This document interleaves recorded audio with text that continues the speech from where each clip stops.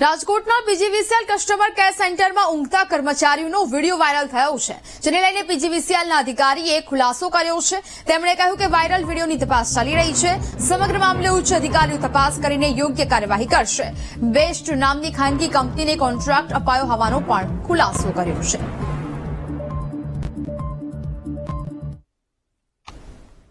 Video viral થયો છે કાલે ધ્યાનમાં આવેલું છે, બરાબર છે. એના માટે ઇન્ક્વાયરી બી આપેલી છે અને એના માટે તપાસ ચાલુ છે. સર, કોન્ટ્રાક્ટ ઘણો આપેલો છે અને જે ઊંઘતા ઝડપાયા છે ગઈકાલનો હોવાની વાત છે, તો હકીકત શું છે? ગઈકાલનો છે એ સ્પષ્ટ થયું નથી, ક્યારનો છે એમના માટે તપાસ ચાલુ છે. એ કદાચ 15 દિવસ, મહિના દિવસ કે 2 મહિના પહેલાનો હોઈ શકે છે, બરાબર. એ સ્પષ્ટ થયું નથી કે ગઈકાલનો છે.